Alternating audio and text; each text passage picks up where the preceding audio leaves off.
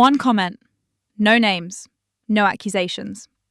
Meghan Markle's world was rocked the moment Sarah Ferguson made one quiet, calculated move that detonated online.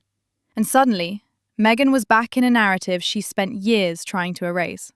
This wasn't a slow-burning royal tale or a dramatic retelling of the past. This was instant chaos fast, brutal, and completely out of her control. It happened during a routine interview when Sarah Ferguson was asked about Meghan's impact on the monarchy. Instead of dodging, she paused and said, "Oh, Meghan," then casually drifted into a story about glamorous yacht summers, ambitious young women, and elite circles where attention, access, and opportunity collide. She talked about worlds where people chase proximity to power, and where some familiar faces later appear in very unexpected places, including Buckingham Palace. She never said Meghan's name again. She didn't need to. Within hours, the internet did what it does best. Old rumours resurfaced, screenshots flew, archived blogs and blurry photos reappeared. Online speculation exploded around elite yacht trips from the early 2000s. Greece, Monaco, wealthy insiders, Hollywood hopefuls. Commentators claimed Meghan Markle, back when she was an aspiring actress, had attended high-end networking events on yachts. No proof, no confirmation, just repetition. And then the narrative crossed into dangerous territory when users dragged Prince Andrew into the same conversation. Fergie never mentioned him, but implication doesn't wait for permission. That's when this stopped being gossip and turned into a PR nightmare. Because once Andrew's name enters any storyline, even indirectly, everything becomes radioactive. Meghan's carefully rebuilt image, empowerment, calm, moral authority, was suddenly under threat from a past she thought was sealed shut. The next day, paparazzi asked Fergie directly if she was talking about Meghan and yachts. Fergie smiled and delivered the line that set everything on fire. "I don't tell tales. I just remind people that every fairy tale starts somewhere." That was it. Headlines detonated. Reaction videos multiplied. The narrative spun completely out of control. Inside royal circles, panic reportedly followed. According to tabloid reporting, including claims linked to the Daily Mail, palace aides were furious.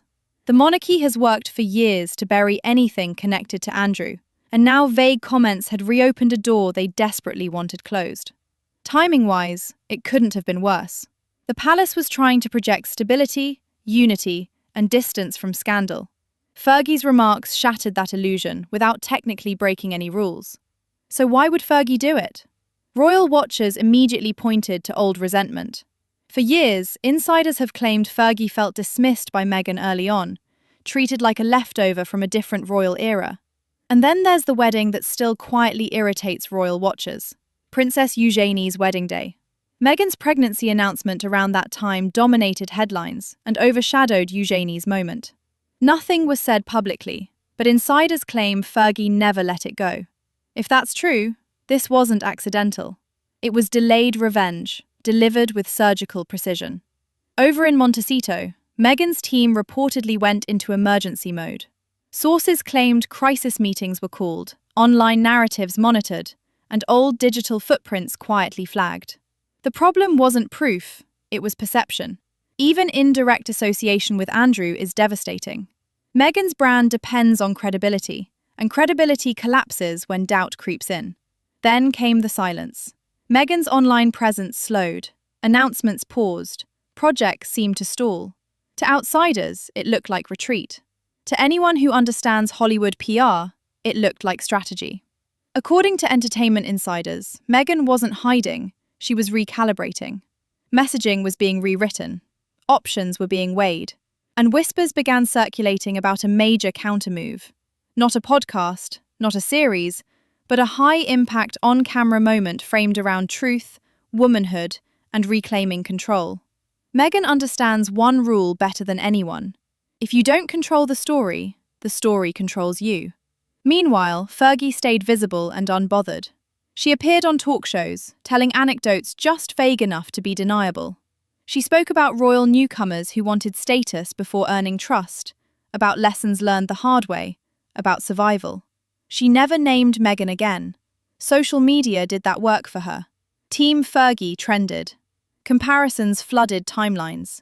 The Duchess who stayed versus the Duchess who left. Survivor versus disruptor. The framing was brutal, and it stuck. Reports soon followed that Prince Harry was furious, convinced the family had once again closed ranks and left Meghan exposed. To him, this felt like history repeating itself. To critics, it felt inevitable. Meghan has always polarized audiences. To him, this felt like history repeating itself. To critics, it felt inevitable. Meghan has always polarized audiences, and this controversy hit an already skeptical public. Fair or not, the narrative was turning against her. Then came the most explosive rumor yet. Meghan considering a major televised conversation to reclaim her truth. A high-risk move, because every time Meghan speaks, the reaction is split. Supporters see strength, critics see calculation. And the monarchy? The monarchy waits. Silence has always been its sharpest weapon. As Meghan's rumoured project gained momentum, more voices allegedly began surfacing.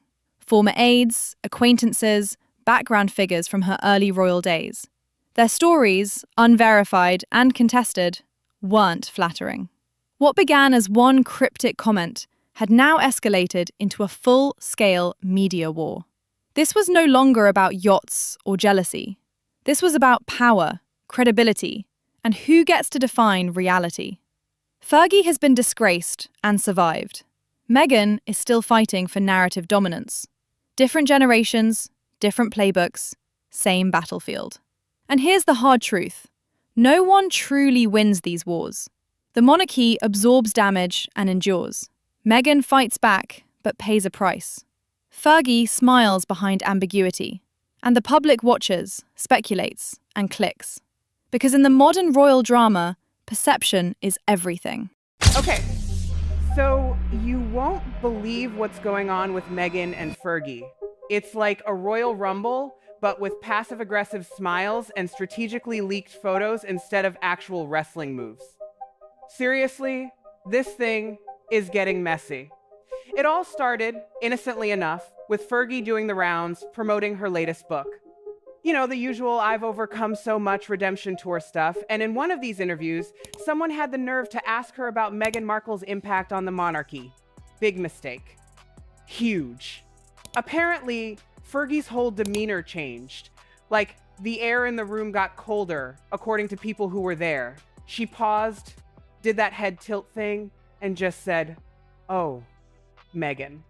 And then she launched into this cryptic story about yacht summers and young women being fascinated by royal life and the perks that come with it. Now, this is where it gets juicy. She mentioned these glamorous trips where everyone's playing dress up,